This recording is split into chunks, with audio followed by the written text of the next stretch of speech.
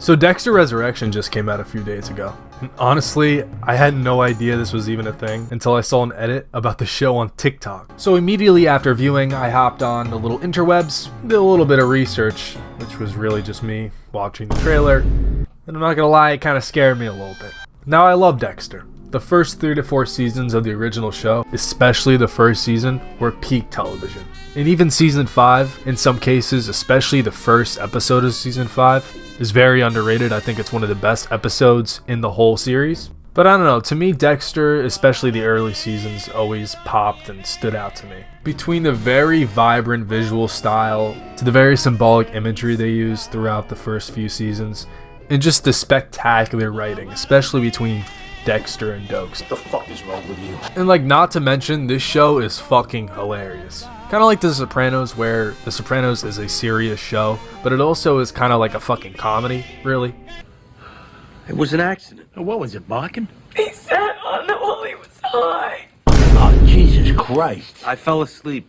She got suffocated or something. And like, guaranteed, the first time watching this blind, it will have you on the edge of your seat. There are so many moments in the show where you think there's no shot Dexter's about to get out of this one. And then boom, he just gets off scot-free somehow. I don't know, just something about watching like a serial killer who lives a normal life, working for the Miami Police Department and hiding his secret life from his friends and family. Just very entertaining. However, this is a far cry to what we received as the show progressed. As the show progressed, after around the 5th season, it started to become very silly, and Dexter's plot armor started to become just too ridiculous. It's obviously self-defense. The new serial killer villains that lasted a whole season became just too over the top and honestly just forgettable. Like, every episode of season 6, I was praying the Danny DeVito looking ass Doomsday Killer would just go away. Like, Dexter would just have him on his table by the next episode, please. However, after season 5, the antagonist just became so corny and silly, I just stopped watching after around season 6. And the show would go on to end with one of the most stupidest endings I've ever seen in television.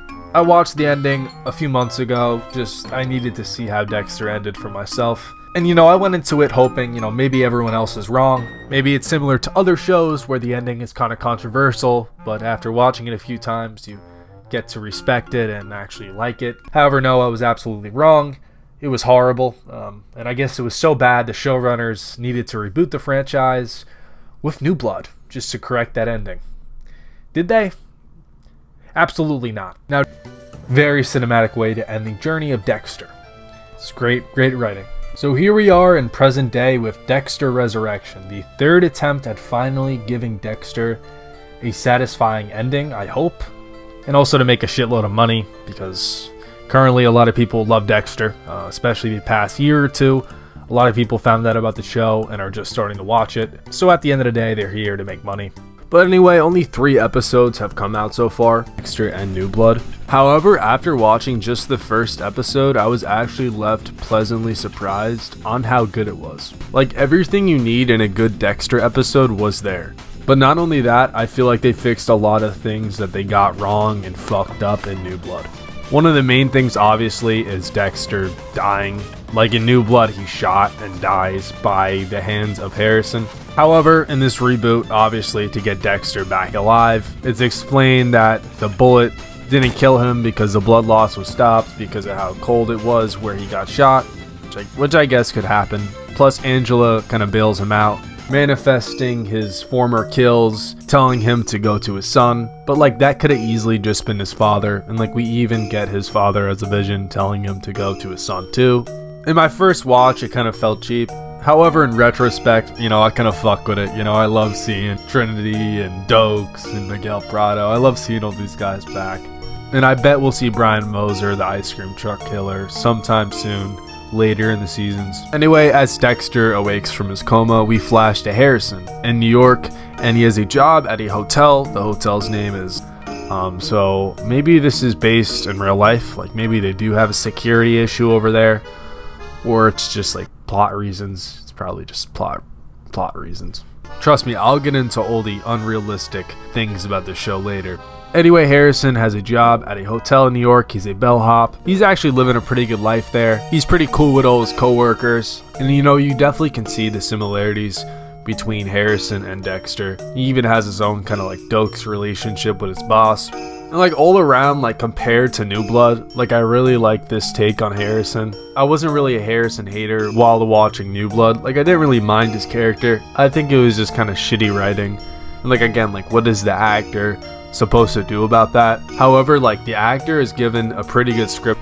You know, I really like this scene. It adds a lot of depth to Dexter as a character.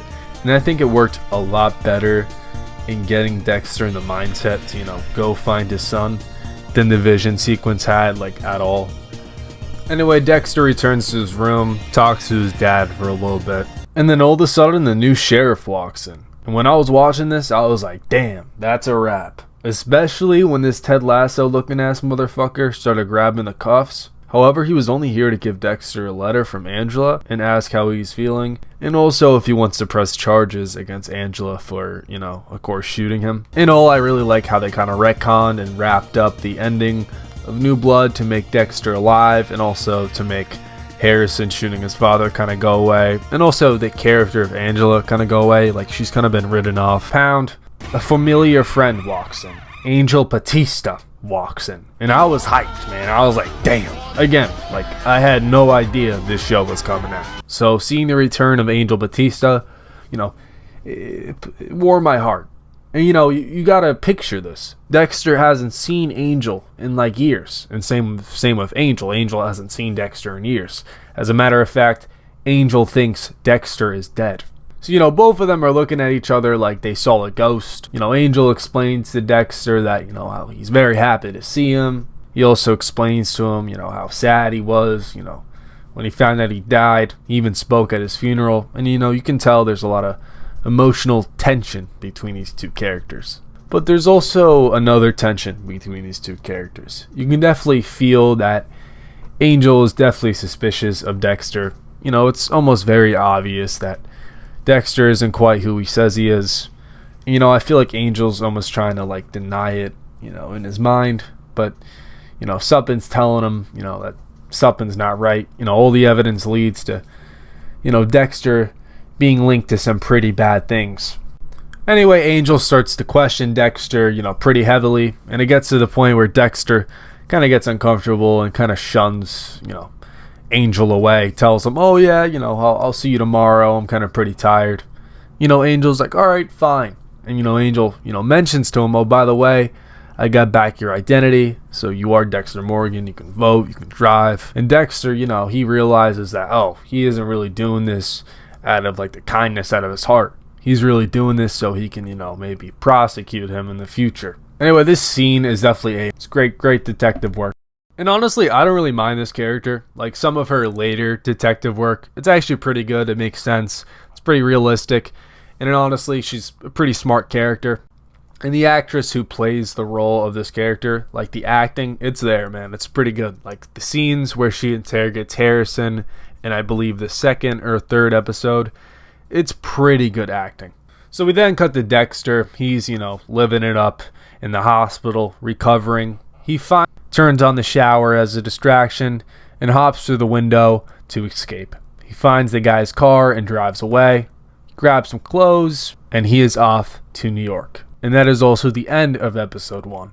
Now, I feel like this first episode was like phenomenal. It was such a good introduction to the series, such a good, you know, pilot, and overall just very entertaining. And honestly, it hooked me to watch the second episode. Now, episode 2 and 3, I'm not going to talk too much on. I don't want to turn this video into like a 40 or 50 minute long video where I'm breaking down like every intricate plot detail. However, I'll tell you this. Episode 2 is even better than the first episode. And episode 3 is even better than the second and first episode. And I might even argue that episode 3 is probably a top 20 or even top 25 Dexter episode of all time. From getting to see the return of Masuka and Joseph Quinn, aka Mr. Self-Defense himself, to the new established characters that are actually interesting, are flawed, and are overall very funny and entertaining, and a plot that's actually interesting and entertaining, and that has me hooked every single Friday to see what's next in this series. It almost feels like this is what New Blood should have been. But honestly, I'm happy where we are now. It really does feel like Dexter has resurrected. And I haven't really talked about this too much, but I really like the new female lead. Now, I either forgot her name or inviting them to some sort of party.